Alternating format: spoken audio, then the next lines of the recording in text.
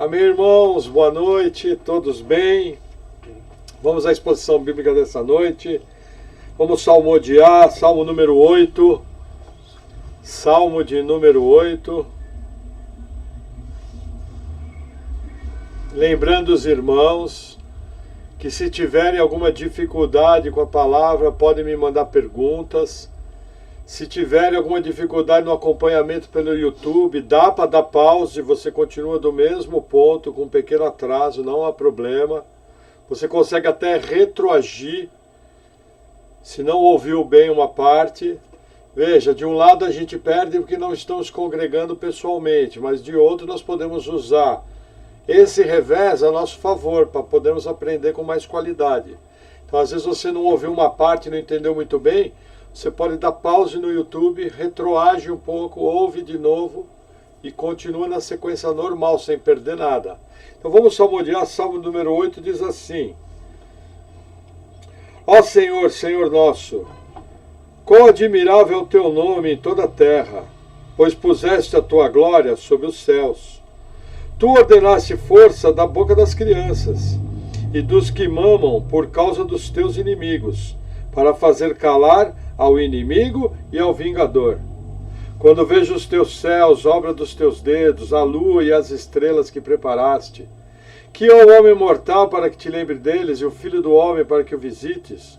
Pois pouco menor o fizeste do que os anjos, e de glória e de honra o coroaste. Fazes com que ele tenha domínio sobre as obras das tuas mãos. Tudo puseste debaixo dos seus pés. Todas as ovelhas e bois, assim como os animais do campo, as aves do céu, os peixes do mar, e tudo que passa pelas veredas dos mares. Ó Senhor, Senhor nosso, quão admirável é o teu nome sobre toda a terra. Até aqui. Senhor, nós te agradecemos por mais um dia em tua presença, te agradecemos pela oportunidade de aprendermos a tua palavra. Oramos em nome de Jesus pedindo que o Senhor venha nos dando entendimento, sabedoria, que o Senhor venha nos capacitando. Em nome de Jesus. Amém. Amém, irmãos? Então vamos para o nosso texto base. Veja, só para dar uma explicação para os irmãos, na última palavra, que foi no domingo, nós fizemos a reconexão com o livro do Gênesis através de Hebreus 11, quando íamos falar da vida de Abraão.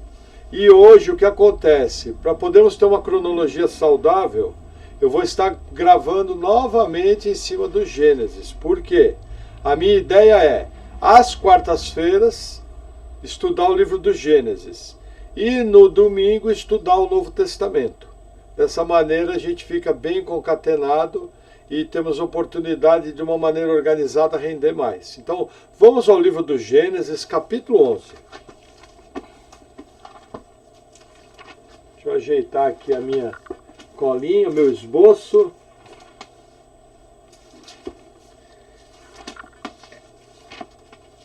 Fazer um lembrete para os irmãos. Essa palavra, ela foi inspirada no trabalho do pastor Marcos Granconato. Se você quiser entrar para acompanhar, Igreja Batista Redenção, tem lá uma playlist, 137 estudos sobre o Gênesis já. Eu pretendo seguir o esqueleto do Marcos Granconato, porque eu confio na competência nele, na capacidade de interpretação bíblica, da exegese. Então essa palavra ela foi inspirada numa palavra dele. Lógico, sempre tem um pitaco pessoal, sempre tem alguma ênfase que o pregador quer dar, mas a gente tem que dar honra a quem merece honra. E como ele tem feito um trabalho muito bem feito, fica aqui a nota. Quem quiser ir lá ouvir o Granconato, com aquela competência que ele tem de mestre da palavra, fique à vontade que vai edificar a sua vida. Mas vamos ao nosso texto base. Livro do Gênesis, capítulo 11, versículo 10. Diz assim: Estas são as gerações de Sem. Sem era da idade de 100 anos e gerou a Arfaxade, 2 anos depois do dilúvio. E viveu Sem, depois que gerou a Arfaxade, 500 anos e gerou filhos e filhas. Veja que interessante. O leitor desatento da Bíblia ele vai olhar e falar, nossa, mas que maluquice. Eu acabei de fechar o capítulo 10, e o capítulo 10 fecha com a genealogia de Sem. Aí vem a história da Torre de Babel, e novamente vem uma genealogia de Sem. Então existem aqui algumas coisas interessantes, veja. Quando eu estudo as genealogias, as chamadas seções Toledot, em hebraico, eu tenho que deixar o texto e as verdades que emanam do texto falar comigo. E Moisés, inspirado pelo Espírito Santo, quando ele fez a escrita do Gênesis, quando ele colocou as coisas na genealogia, a forma literária que ele escreveu, a aplicação de poesias, a aplicação de linguagens, o que ele fez? Ele usou tudo isso com maestria. Nada aqui foi colocado à toa. O que acontece? Na genealogia de Sem, do capítulo 10, Moisés vai nos escrever a descendência do filho Joctã, um dos filhos de Éber. Versículo 25. E a Éber nasceram 2 filhos. O nome de um foi Peleg, porquanto seus dias se repartiu a terra, e o nome do seu irmão foi Joctã. 26. E Joctã gerou a Almodá. Então essa genealogia do Gênesis 10 vai falar dos descendentes de Éber pela parte do filho Joctã. Já a genealogia do Gênesis 11 no versículo 17, e viveu Éber, depois que gerou a Peleg, 430 anos, e gerou filhas e filhas. E viveu Peleg 30 anos e gerou a Reu. O que acontece? A genealogia de Sem, que está no capítulo 11, é a descendência de Peleg. Por que isso? Na verdade, uma coisa espetacular que Moisés faz. Veja que interessante. A genealogia de Joctã, ela vai acabar em Babel. Olha que legal. Então você acaba aqui, Gênesis 10, 32. Essas são as famílias dos filhos de Noé, segundo as suas gerações, suas nações, e desses foram divididas as nações da terra depois do dilúvio. Quando aconteceu essa divisão? No capítulo 11 explica, Babel. Então a genealogia de Joctã, ela vai culminar em Babel. Porém, a genealogia de Peleg, ela vai culminar em Abraão, vai culminar nos patriarcas, vai culminar em Jesus Cristo, nosso Salvador. É uma genealogia que vai culminar no plano de redenção de Deus para a raça humana. Por isso essa diferença. Nada aqui é à toa. Agora, uma coisa importante ao notar. Essas duas genealogias estão ligadas no capítulo 5 do Gênesis, quando pega a genealogia de Adão. Vamos lá no capítulo 5, que eu quero mostrar algo interessante para vocês.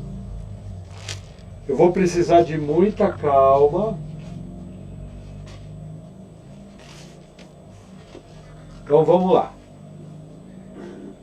Gênesis 5, vamos ler primeiro o versículo 8. Diz assim: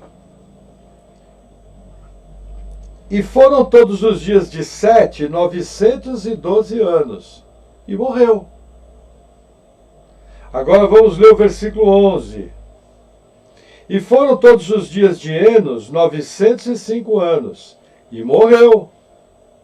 Agora vamos ao versículo 14. E foram todos os dias de Cainã 910 anos, e morreu. Vamos ao versículo 17. E foram todos os dias de Maalalel 895 anos, e morreu. E aí vamos à frente, versículo 20. E foram todos os dias de Jered 962 anos, e morreu. Aí você tem Enoque, que não conheceu a morte. Aí você tem Lameque, Matusalém. Deixa eu ver. Foram os dias de Enoque 300, andou Enoque com Deus, Matusalém, Lameque. 27. E foram todos os dias de Matusalém 969 anos. E morreu, o homem que mais viveu na Bíblia. Aí, versículo 31. E foram todos os dias de Lameque 777 anos e morreu. Veja que interessante. Por que Lameque viveu 777 anos? A Bíblia não é explícita, mas essa data mostra, ele dos pré-diluvianos foi o que menos viveu. Mas curiosamente, Lameque morre no ano do dilúvio. Provavelmente Deus está mostrando que da linhagem piedosa de Sete, ele não envolveu no juízo. Provavelmente está nos mostrando isso, nos indicando isso. Mas qual é o ponto aqui? O Marcos Granconato usa o seguinte termo, que esse terminado de versículo e morreu, isso aqui é uma marcha fúnebre. É um recurso literário. Que Moisés, inspirado pelo Espírito Santo, está querendo mostrar a sentença de morte que entrou na vida humana, mesmo na linhagem piedosa de Sete. Homens justos, homens que amaram a Deus, homens que temeram a Deus, mas todos eles encontraram a sepultura. Agora veja que diferente, vamos voltar no versículo, no capítulo 11. Olha que bacana. Realmente isso que eu estou ensinando para vocês, a gente precisa da mão de um mestre. Para vocês terem uma ideia, eu vou para 21 anos de estudo bíblico. E isso que o Marcos Granconato ensinou aqui jamais passou pela minha cabeça. Jamais passou. Isso aqui são pessoas especializadas no livro do Gênesis, comentaristas que às vezes se especializam num determinado livro, e o pastor Marcos, com todo o seu conhecimento, toda a sua capacidade, tem acesso a essas fontes e identifica, porque quando você lê, você não para pensar aquele porquê. É muita profundidade. Mas se você analisar, é verdade, realmente a sentença de morte sobre os homens depois da saída do Éden está sendo mostrada. Agora, olha o capítulo 11 como muda o padrão. Vou ler, por exemplo, versículo 11, de novo. E viveu Sem, depois que gerou Arfaxade, 500 anos, e gerou filhos e filhas. Olha o versículo 12. E viveu Arfaxade 35 anos e gerou Selá. Veja que interessante, não tem o viveu 100 tantos anos e morreu. Vamos ver o Arfaxade, versículo 13. E viveu Arfaxade, depois que gerou Selá, 403 anos e gerou filhos e filhas. Não tem e morreu. Vamos pegar um caso mais à frente. Versículo 23. E viveu Serugue, depois que gerou Anaor, 200 anos. E gerou filhos e filhas. Não tem e morreu. Por que que Moisés escreve dessa forma? Veja, após o dilúvio, após Babel, Deus está nos mostrando a sua graça operando. Deus está nos mostrando que aquele que ia ferir a cabeça da serpente ia ter uma linhagem inaugurada com Abraão. Por que inaugurada? Ou, vamos dizer, fixada em Abraão, porque Abraão fez uma aliança com Deus. Nessa aliança, nós vamos estudar junto, Deus passou a ser chamado Deus de Abraão, e Abraão passou a ser chamado Abraão. Pegou uma das letras do nome de Jeová. Então Deus fez uma aliança, um pacto incondicional. Em ti serão benditas as nações da terra. Mas essa bênção, por que essa genealogia de Sem? Ela aponta para a vida, ela aponta para o pacto, ela aponta para a salvação do povo. O próprio livro do Gênesis mostra uma passagem bem simples. Vamos lá, Gênesis 9, versículo 25.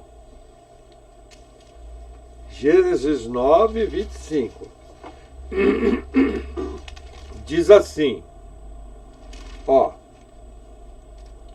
Aqui é o caso onde Noé plantou uma vinha, se embriagou, aí Cão, seu filho, expôs a nudez do pai. E aí Sem e Jafé entram na tenda com cobertor nas costas e cobre a nudez de Moisés. Quando Noé acorda, Noé vai proferir a seguinte coisa, ó, e despertou Noé, versículo 24, do seu vinho, e soube o que seu filho menor lhe fizera. Aí olha o que Noé faz. 25, e disse, maldito seja Canaã, servo dos servos seja aos seus irmãos. E disse, bendito seja o Senhor, Deus de Sem, e seja-lhe Canaã por servo. Alargue Deus a Jafé e habite nas tendas de Sem, e seja-lhe Canaã por servo. E viveu Noé depois do dilúvio 350 anos. E foram todos os dias de Noé 950 anos e morreu. Percebe? A bênção sobre Sem. E por decorrência sobre Jafé, porque está lá, habite Jafé nas tendas de Sem. E por decorrência, a descendência de Cão. Porque em ti, lá em Abraão, serão benditas todas as nações da terra. Tanto é que hoje nós temos povo salvo das três descendências. Descendentes de Sem, descendentes de Jafé e descendentes de Cã.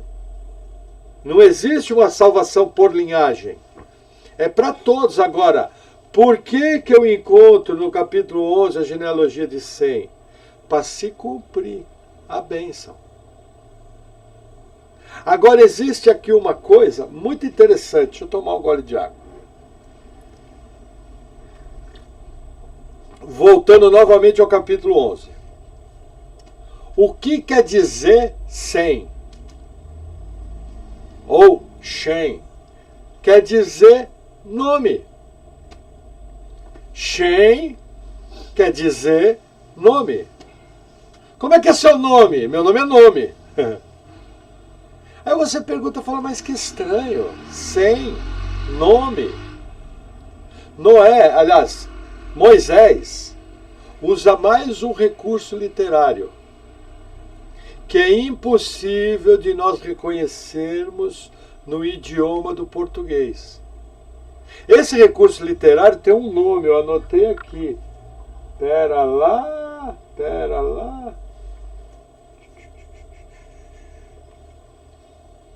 É paranomásia. Olha que nome complicado. Fenômeno literário chamado, ferramenta literária, paranomásia. O que é a paranomásia? No texto de Gênesis 11, Moisés usa palavras com uma pronúncia similar. Que palavras são essas? São as palavras ligadas à Torre de Babel. E por que os homens fizeram a Torre de Babel? E é o ponto em questão aqui. Vamos ver no versículo 4.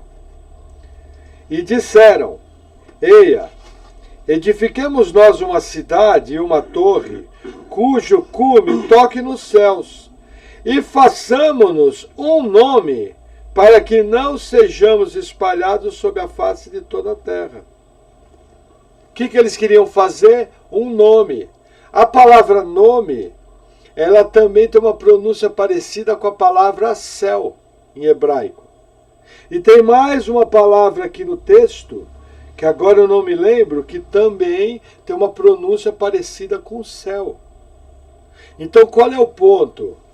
Os homens de Babel queriam fazer o que todo mundo quer fazer até hoje. ter um nome célebre, ter um nome conhecido. E o que Deus faz? Vocês que queriam ter um nome, eu vou pegar o nome que eu nomeei e dele eu vou trazer o Messias para a terra, o Salvador. Quem é esse nome? Shem, que quer dizer nome em hebraico. Qual a lição que eu aprendo aqui? Nós precisamos aprender a não confiar em nomes célebres. Eu separei uma passagem no livro do profeta Jeremias, capítulo 17. Deixa marcado Gênesis 11, vamos a Jeremias, capítulo 17.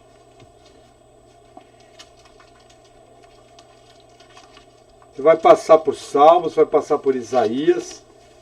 Se você chegar em Lamentações, como eu, volto um pouquinho. Jeremias 17.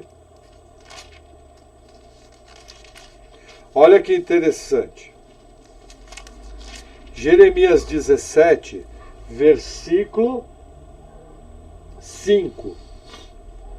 Diz assim: Assim diz o Senhor, maldito o homem que confia no homem, e que faz da carne do seu braço e aparta o seu coração do Senhor. O que está falando aqui? Esse versículo talvez é o versículo mais mal interpretado de toda a Bíblia. Porque aqui confiar no homem não é confiar, nossa, eu não confio em você. É se estribar. Qual é a história aqui? O povo de Israel estava debaixo do juízo de Deus. E aí eles queriam recorrer ao Egito, a Faraó, para escapar das mãos de Nabucodonosor. Em vez do povo se humilhar, em vez do povo se arrepender, em vez do povo romper com a idolatria, romper com a impiedade, romper com a avareza, o povo estava querendo confiar nos exércitos de Faraó e na força do seu braço. Aí Jeremias, de maneira inspirada, vem e fala: maldito é o homem que confia no homem. Está vendido, não vai ter jeito. Isso nos ensina o quê? Gente, com todo respeito, a gente não tem que confiar em Jair Messias Bolsonaro. Nós não temos que confiar em Luiz Inácio Lula da Silva. Nós não temos que confiar em Ratinho Júnior. Nós não temos que confiar em Geraldo Alckmin, Paulo Maluf. Podemos acreditar que os nossos governantes podem trazer uma boa condição para nós? Podemos. Ao olharmos outros países que são bem administrados, nós podemos ter esperança de que nosso país possa melhorar e de que possa aparecer um homem fazer um bom governo? Sim, podemos fazer isso. Não existe mal nisso. Podemos buscar um governo que não tenha corrupção. Podemos buscar um governo que as diretrizes desse governo fechem com as verdades cristãs? Podemos, mas veja, eu não posso me estribar, eu não posso colocar minha confiança, eu não posso colocar minha expectativa em homens. Porque esses homens só são capazes de fazer alguma coisa boa se a graça de Deus operar na vida deles, se Deus trouxer graça para o nosso país, se Deus assim decidir. No caso, um país extremamente pecador, um país extremamente pervertido como o Brasil, nós percebemos claramente, extremamente idólatra, extremamente feiticeiro, onde temos uma classe intelectual anticristo, uma classe intelectual que zomba das coisas do Senhor, uma classe intelectual que está pronta a falar contra tudo aquilo que se liga ao cristianismo. Pronta, na ponta da língua. O que a gente percebe? O nosso país sob juízo. Mas a nossa expectativa tem que estar em Deus. Aonde que está isso na Bíblia? De maneira muito clara, de maneira escancarada. Livro dos Atos dos Apóstolos. Vamos lá, capítulo 4. Olha que legal. Não dá para dizer eu não sabia. Atos 4, versículo 12. Olha que legal. Atos 4:12, me coçou o nariz. Os irmãos vão falar, nossa, irmão Maurício está coçando o nariz. Atos 4, versículo 12. Olha que interessante. Falando de Jesus. E em nenhum outro há salvação, porque também debaixo do céu nenhum outro nome há, dado entre os homens, pelo qual devamos ser salvos. Aonde que tem que estar a nossa confiança? Jesus Cristo, o nosso Deus, Senhor e Salvador de sua igreja. Aí que tem que estar a nossa expectativa. Por isso que em Gênesis 11, vamos voltar lá onde você deixou marcado, versículo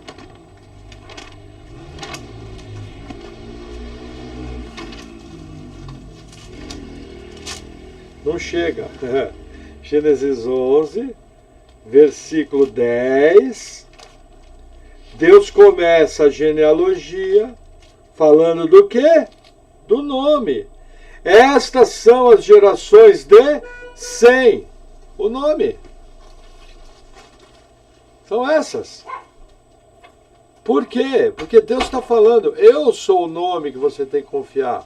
O meu plano é o plano que vai trazer salvação aos homens. É isso que funciona. Amém? Amém. Tomar um gole de água.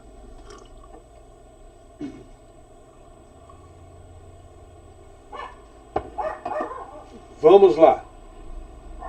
Vamos avançar um pouquinho mais. Vamos, Gênesis 11, versículo 11. Tem uma coisa interessante aqui. Vamos ler o 10. Essas são as gerações de Sem.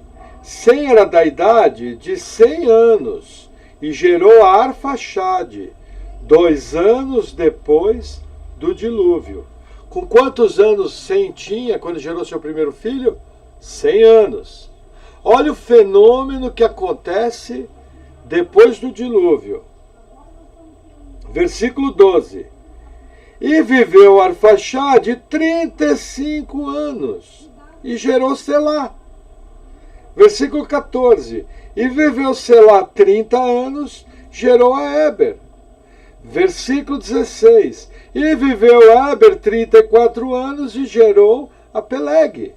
Versículo 20. E viveu Reu 32 anos e gerou a Serug. O que começou a acontecer? Primeiro fenômeno depois do dilúvio.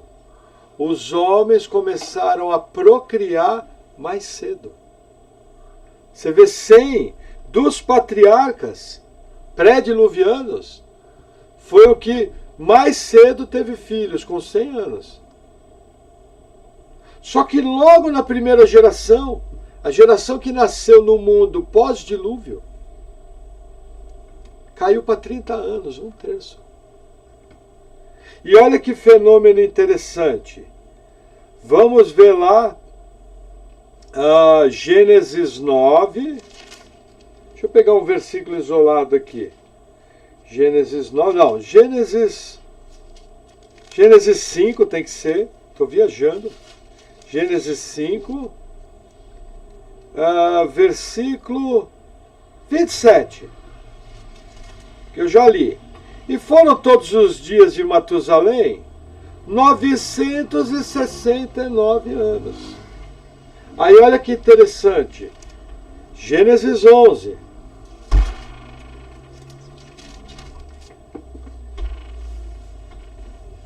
Versículo 11. E viveu Sem, depois que gerou Arfaxade, 500 anos. Quanto tempo Sem viveu? 600 anos ao todo. Quanto tempo Matusalém viveu? 969. Então o que acontece? Não só os homens começaram a procriar mais cedo. Sem foi pai com 100 anos de idade. Arfaxade foi pai com 30 anos. Mas os homens começaram a viver menos, porque olha o Arfaxade que aconteceu. E viveu Arfaxade, depois que gerou Selá, versículo 13, 403 anos, quer dizer, 403 com 35, Arfaxade viveu 438 anos, quase a metade. Por que que isso acontece? Eu entendo, veja, o pastor Marcos Lanconato acha que é somente uma razão espiritual. Ele acha que é o efeito do pecado. Concordo. Fechou. Nota 10. Porém, hoje nós temos ferramentas que nos mostram que houve uma mudança atmosférica depois do Gênesis. A atmosfera da Terra, aparentemente, já não era tão salutar. Existem indícios na arqueologia, na geologia, de que a atmosfera da Terra, uma época, tinha muito mais oxigênio. A porcentagem de oxigênio disponível era maior. Pela própria narrativa da estrutura da Terra, antes do dilúvio, a pressão atmosférica devia ser bem maior. Com uma pressão atmosférica maior, os meus tecidos não decompõem. Se eu tenho um corte, cicatriza muito rápido. Se aparece uma ferida dentro do meu corpo, ela cicatriza muito rápido. Nós também temos o indicativo o quê? A chamada era do gelo. Existem alguns estudos que nos mostram que provavelmente algum desses patriarcas, logo depois de 100, enfrentou a era do gelo. Existem indícios, você vê isso claramente. Então o que acontece? A vida se tornou muito mais difícil pós-dilúvio. E o efeito do pecado se acentuou muito mais. Eu separei alguns versículos aqui que eu queria ler com os irmãos. Deixa eu virar minha página aqui. Vamos lá. Primeira passagem. Gênesis 11, versículo 19. Vamos ler o 18, ó. E viveu Peleg 30 anos, e gerou a Reu. E viveu Peleg, depois que gerou a Reu, 209 anos, e gerou filhos e filhas. Novamente a idade cai. Pela metade. De novo. Caiu de 900, tem um intermediário que é 100 com 600 e pouco. 600, na verdade. Aí cai para Arfaxade 430. Todos os descendentes ali, Éber, Selá, eles viveram em torno de 430 anos, só que em Peleg, filho de Éber, cai para 200, pela metade. Quer ver um outro texto interessante? Ó, versículo 32. O pai de Abraão, e foram os dias de Terá 205 anos, e morreu Terá em Harã. Quer dizer, caiu mesmo. E isso gerou um efeito muito interessante. Quer ver que barato? Vamos ler o versículo 26. E viveu Terá 70 anos, e gerou a Abraão, a Naor e a Harã. Olha que bacana. Quando você faz a somatória das idades, você pega com que idade que cada um nasceu. Aqui é 292 anos após a saída da arca. 100 viveu quanto tempo depois da saída da arca? 500. Sobra quanto? 208 anos. Noé viveu quanto tempo depois da saída da arca? 350 anos. Quer dizer, Noé viveu mais 62 anos enquanto Abraão estava vivo. 100 viveu, 100 morreu depois de Abraão. Abraão vai morrer em torno de 50 anos antes de 100. Porque 100 aqui tinha mais 208 anos. Abraão morre com 170 alguma coisa, nós vamos ver. Sem foi no enterro de Abraão, entre aspas. O que acontece? Como que as histórias antes do dilúvio chegaram até nós? Já expliquei isso. Coisa mais simples. Abraão, se quisesse, ele fazia uma viagem de 500 quilômetros, de Harã até o Ararat. Ia visitar o patriarca Noé, que saiu da arca, que já está vivo.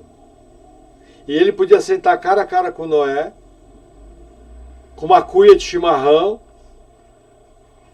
e podia Noé contar diretamente. Lógico que existem outras ferramentas, pode ter livros, pode ter outras coisas. Mas o que eu quero mostrar aqui, que até nessa queda das idades, Deus está no controle, exato. Eu estava fazendo a conta aqui, se eu não me engano, Sem ele foi no enterro de Peleg. Aí eu lembro de uma frase que o irmão Adalto Lorenzo, presbítero, especialista em ciências, essas coisas, falava, fazia uma brincadeira, Sem no enterro de Peleg. Nossa, que menino novo, 210 anos morreu. Como morreu o garoto? Arfaxade foi no enterro de algum dos seus descendentes. Arfaxade foi no enterro de Peleg. É até um negócio curioso, né? É, assim, relativamente triste. Porque, veja, Noé viveu 500 anos. Noé conheceu a Enos, neto de Adão, filho de Sete. Noé viu todos aqueles homens morrerem velhinhos. Imagina, ele viu ao vivo o efeito do pecado, o efeito das mudanças, porque ele foi no enterro de cada um deles. Noé viu até Lameque morrer, e Noé só não viu seu filho Sem, só não viu seu neto Arfaxade, mas Sem viu toda essa turma morrer, vendo ao vivo o efeito do pecado. Quer ver que interessante? Tem mais alguns textos aqui. Vamos para Gênesis capítulo 25.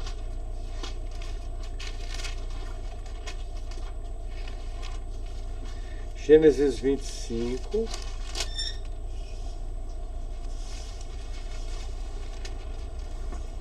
Versículo 7.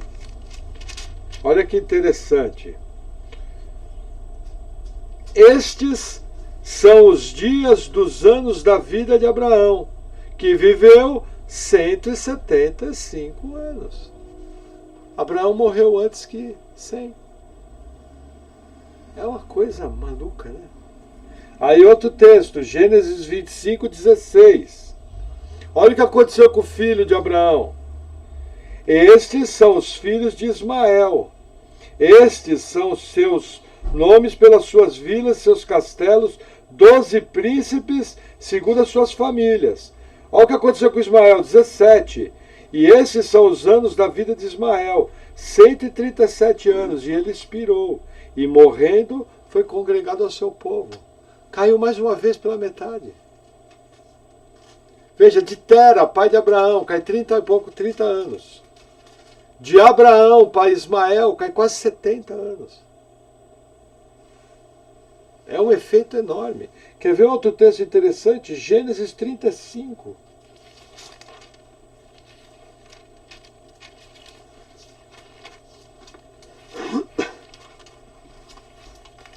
Gênesis 35, versículo 28.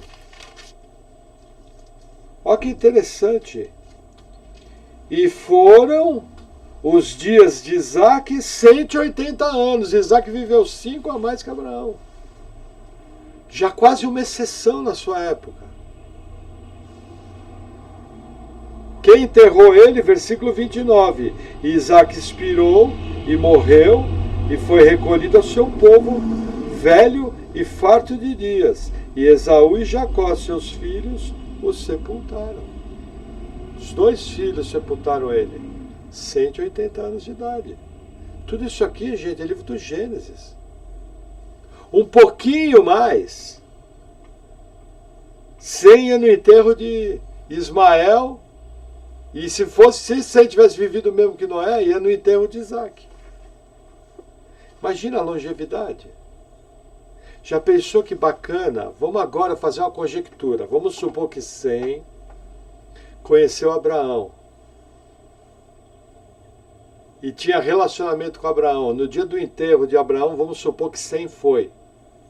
Ele podia chegar no enterro e falar, veja, a promessa que foi feita ao meu pai, que meu pai me contou, que o neto de Adão, Enos, contou para o meu pai, que Deus deu uma profecia, que a semente da mulher esmagaria a cabeça da serpente.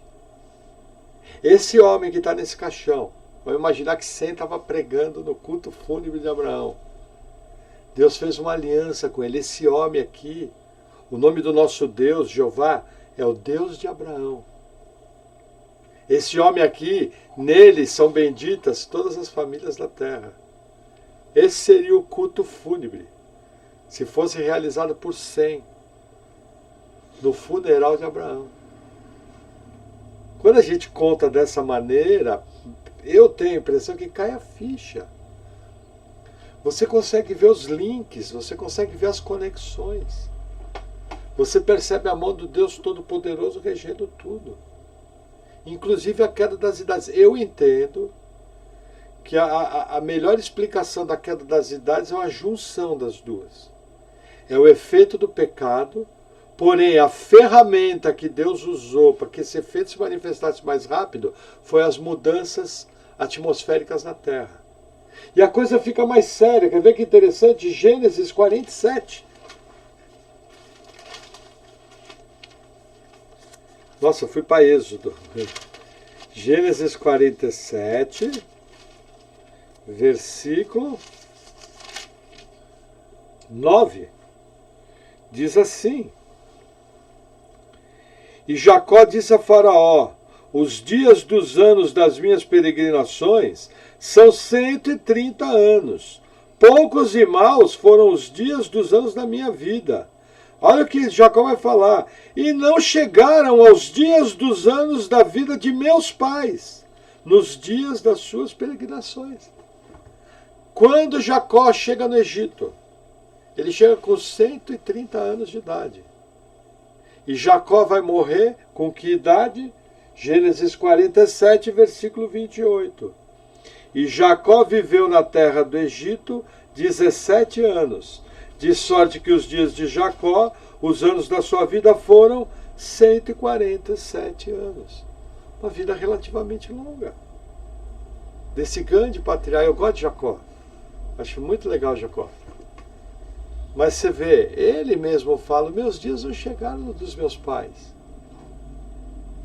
Porque nós temos que entender aqui, existe uma cultura patriarcal, de uma transmissão oral das tradições.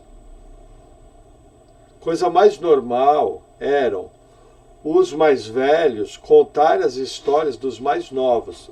E aqui está vindo algo ao meu coração que eu vou abrir um parêntese na palavra e acho importante.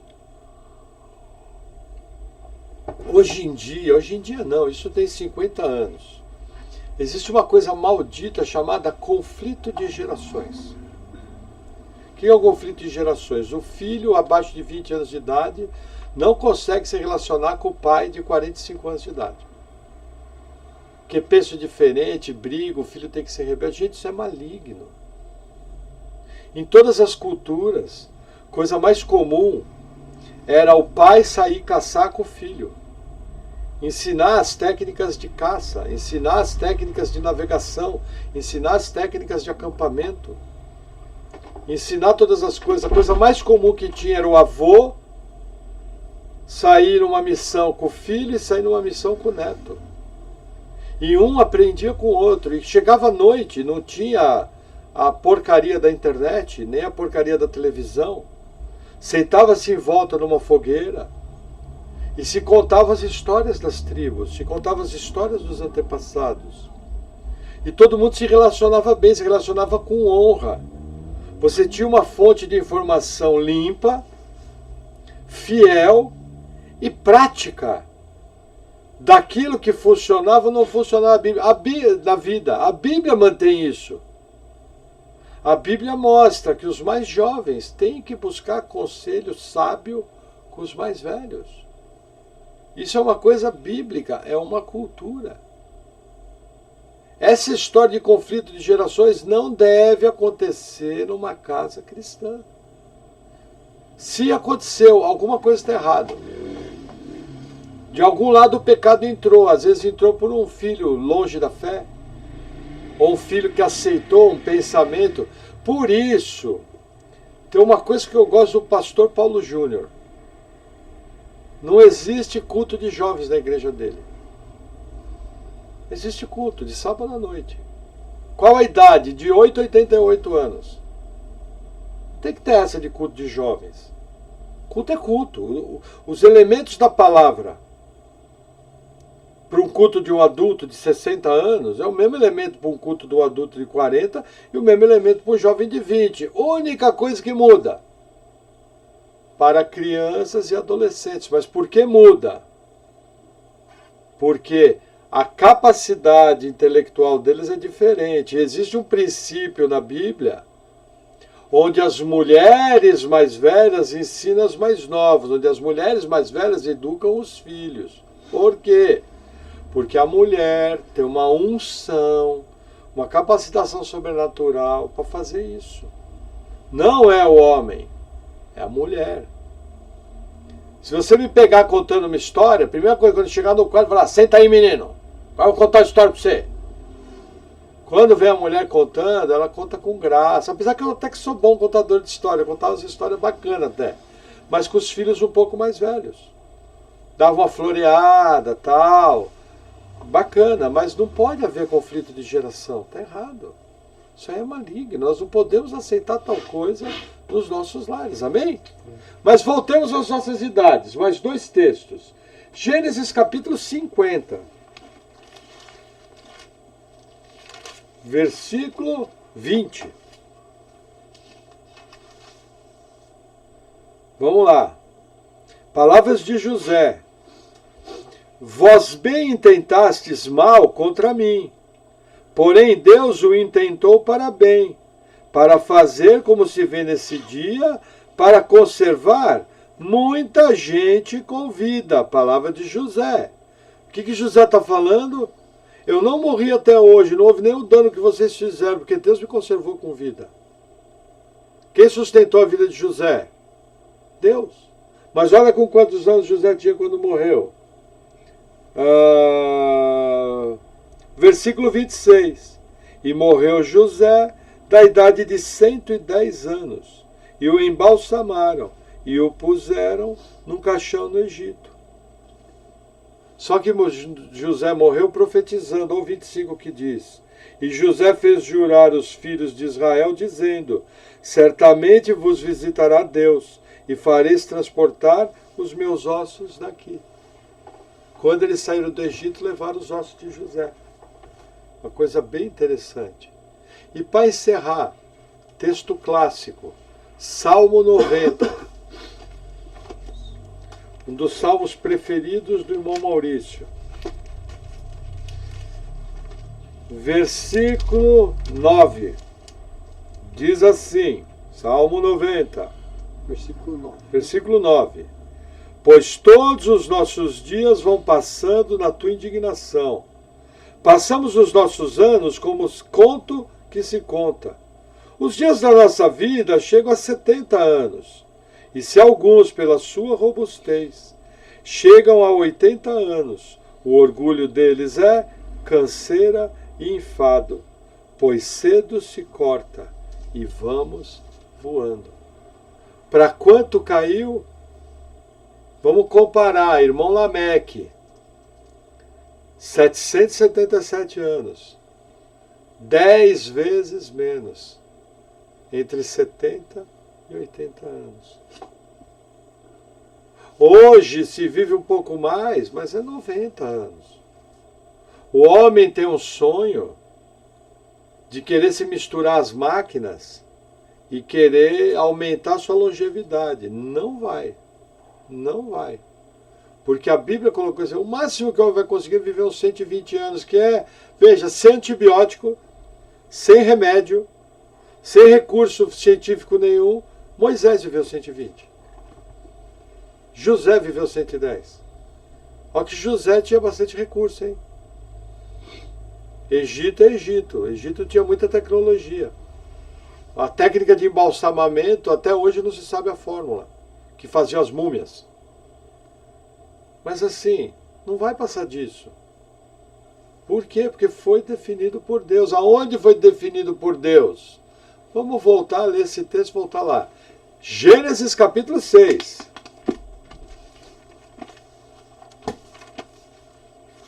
Os irmãos estão gastando a unha.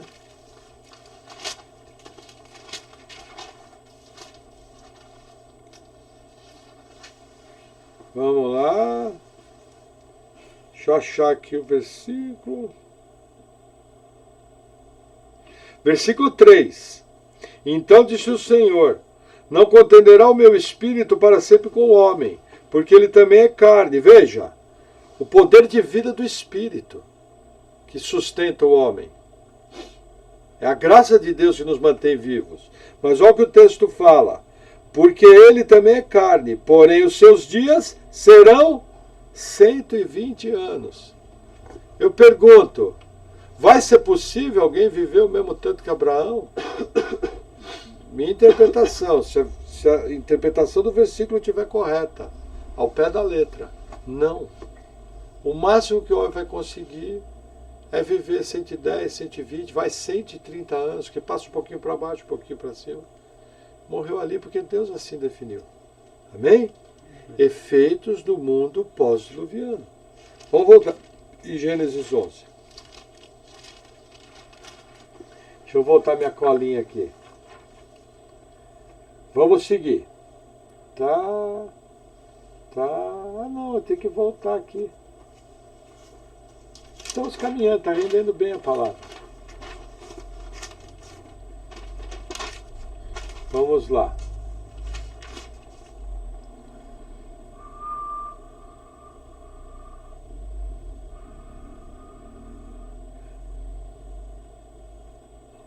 Vamos lá em Gênesis 11, versículo.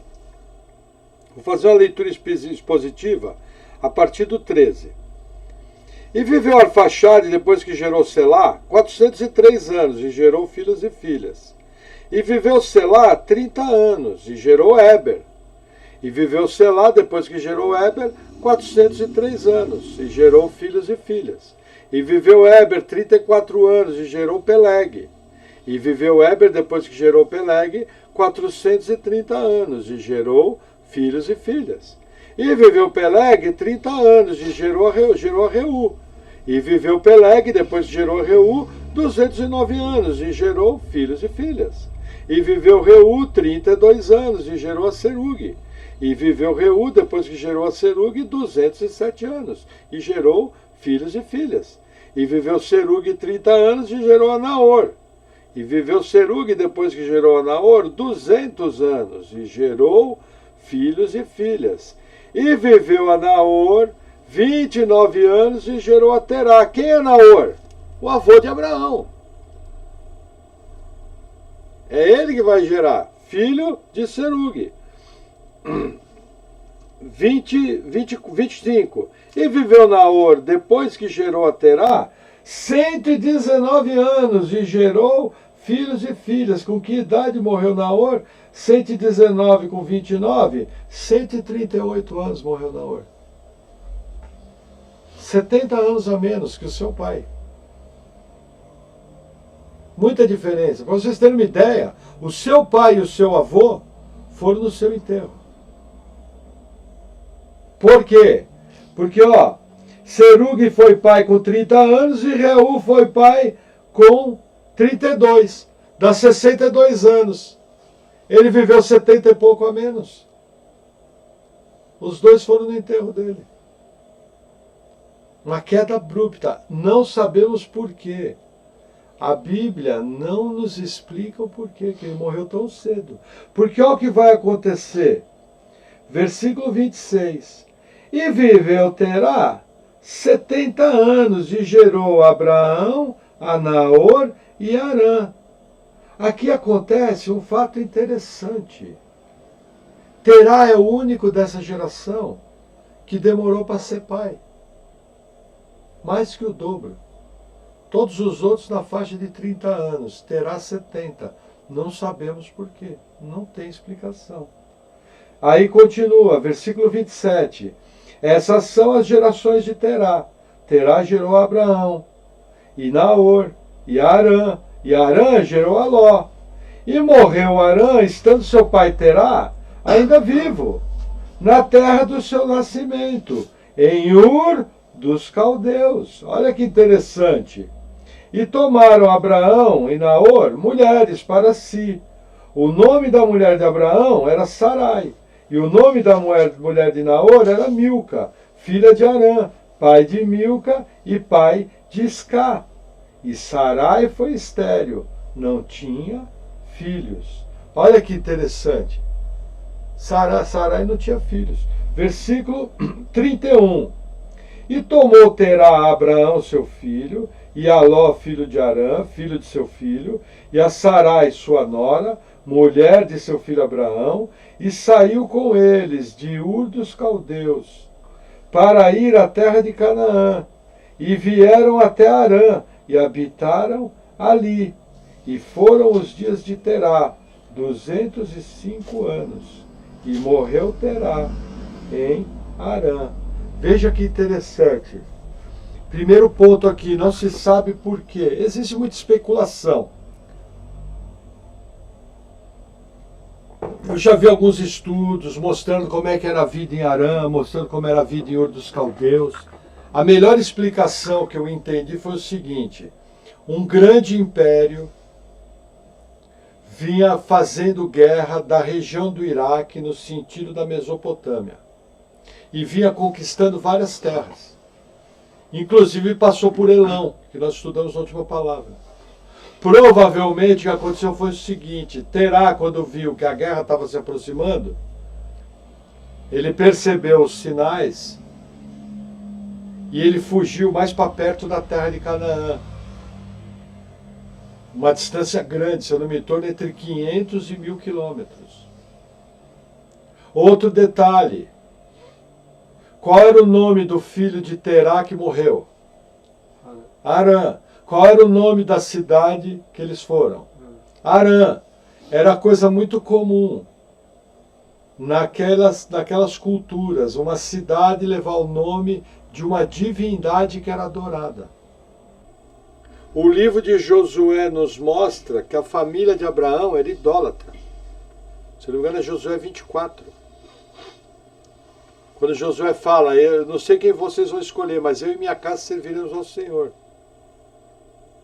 Existem alguns teólogos que defendem o seguinte, que para suprir o vazio que ficou da morte de Arã, Terá procurou um centro de adoração idólatra, envolvido com o nome do seu filho, para ver se de alguma maneira podia reparar tudo aquilo. Mas na verdade o que Terá estava fazendo era contribuir para o plano de Deus, sem sequer saber. Porque é de Arã que Abraão vai sair. Agora tem um fato interessante, todos esses descendentes da linhagem de Sem aqui, nenhum deles cita a morte. Viveu 430 anos e morreu. Apenas Terá, versículo 32. E foram os dias de Terá 205 anos. E morreu Terá em Arã. O que Deus está querendo mostrar novamente? O destino final do homem. Morte. Morte. Morte. Qual o único lugar aqui que eu vou encontrar vida?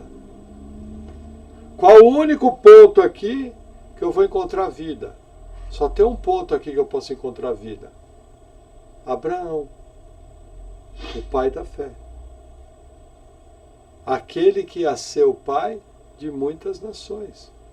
Como é que eu sei disso? Veja, porque se eu quiser encontrar vida, se eu seguir a linhagem de Joctã, que foi dar em Babel, se eu seguir a linhagem daqueles que viveram em Babel, que foi dar em morte, Se eu seguir o curso natural da vida, como terá, que vai dar em morte. Qual é o meu destino? Morte não é apenas morte física. É morte espiritual. É ter apartado por Deus. Aonde que eu me conecto? Veja, nós vimos junto. Deus falando para os homens de Babel. Vocês quiseram fazer um nome célebre, mas eu tenho um nome. Shem. E daquele nome veio Abraão.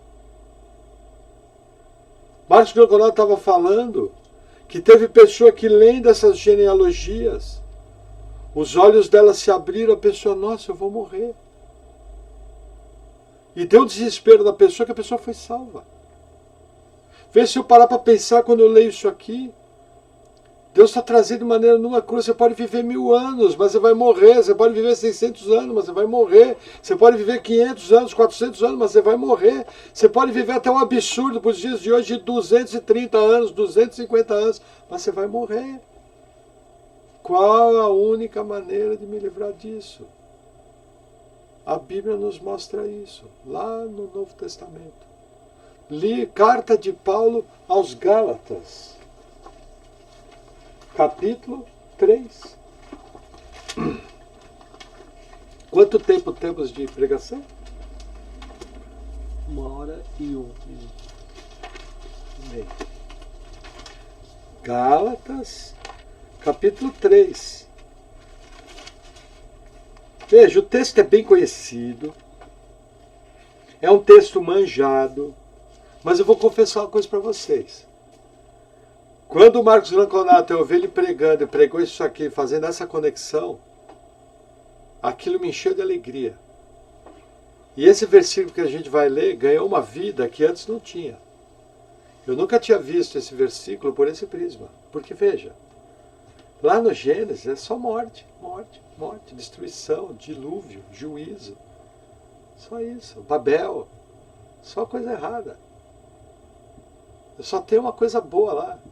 Linhagem de Noé, linhagem de Sete, linhagem de Sem, Abraão, pai da fé. Mas eu sou um perdido. Um roqueiro, nascido na maior cidade do Brasil, criado numa vida mundana, segundo um paradigma maldito de sexo, drogas e rock and roll. Como é que eu vou me conectar a essa unção? Como é que eu vou me conectar à vida de Deus? Como é que eu me conecto à aliança? E esse texto mostra. Gálatas 3, versículo 7. Olha que bacana. Sabei, pois, que os que são da fé são filhos de Abraão. Você é da fé? Bem-vindo, filho de Abraão. Você é da fé? Bem-vindo, filho de Abraão. Você é da fé? Bem-vindo, filho de Abraão. Nós somos filhos de Abraão. Aí você pergunta, mas como? Vamos lá, seguindo. Versículo 8. Ora, tendo a Escritura previsto que Deus havia de justificar pela fé os gentios, anunciou primeiro o Evangelho a Abraão, dizendo, todas as nações serão benditas em ti. Nós vamos ver isso no capítulo 12 do Gênesis. Deus anunciou o Evangelho a Abraão. Todas as nações serão benditas em ti. Por quê? Porque Deus prometeu salvar os gentios. Versículo 9. Não. Versículo 9.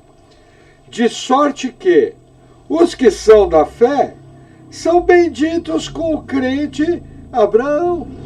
Versículo 10. Todos aqueles, pois, que são das obras da lei, estão debaixo da maldição, porque está escrito, maldito todo aquele que não permanecer em todas as coisas que estão escritas no livro da lei, para fazê-las. E é evidente que pela lei ninguém será justificado diante de Deus, porque o justo viverá pela fé. Ora, a lei não é da fé, mas o homem que fizer essas coisas, por ela viverá. 13. Cristo nos resgatou da maldição da lei, fazendo-se maldição por nós, porque está escrito, maldito todo aquele que for pendurado no madeiro. 14. Para que a bênção de Abraão chegasse aos gentios por Jesus Cristo, e para que pela fé nós recebamos a promessa do Espírito. A única maneira de se conectar naquela geração, a única maneira de estar debaixo das bênçãos, é através da fé em Cristo Jesus. Em Cristo estamos conectados com Abraão. Abraão recebeu a promessa. Abraão veio da descendência de Sem. Sem veio da descendência de Noé. Noé achou graça diante de Deus. Noé veio da descendência de Sete. E Sete de Adão, que ouviu a promessa de salvação de Gênesis 15. De Gênesis 3,15. Que a semente da mulher esmagaria a cabeça da serpente e ela feriria o calcanhar. Quando Jesus foi levantado no madeiro, ele estava ferido, ele estava moído, muito machucado, mas ali ele esmagou a cabeça da serpente. E a promessa feita a Abraão, e a linhagem de Sem, que lá o nosso antepassado, nós estamos conectados espiritualmente. Nós fomos adotados na família de Deus. É o que nos explica em Romanos.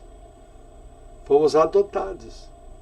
Talvez você seja da linhagem de Cão, talvez você seja da linhagem de Jafé, talvez até você seja da linhagem de Sem. Mas se não tiver fé em Cristo Jesus, não crer que Ele é o Salvador, não se arrepender dos seus pecados e não entrar numa aliança com Ele, você não vai ser adotado na família de Deus. E o seu destino não vai ser apenas uma morte física, mas vai ser uma morte espiritual, apartado para sempre em tormento eterno, longe de Deus. Como é que eu mudo isso?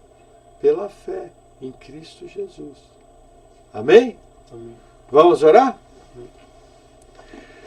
Senhor, obrigado pelo teu plano maravilhoso de salvação. Obrigado pela tua graça. Nós queremos, Senhor, nessa noite te agradecer, porque estávamos perdidos, estávamos longe de ti, éramos inimigos teus, mas o Senhor muito nos amou, nos elegendo e nos resgatando e salvando, pelo poder do Espírito Santo e pela obra salvadora de Jesus Cristo. Senhor, obrigado. Capacita-nos a viver uma vida cristã cheia da tua presença, cheia de boas obras. Em nome de Jesus. Amém. Amém. Amém, irmãos? Na próxima palavra nós voltamos ao Evangelho de Mateus e vamos a partir daí dividir os nossos estudos. Deus abençoe.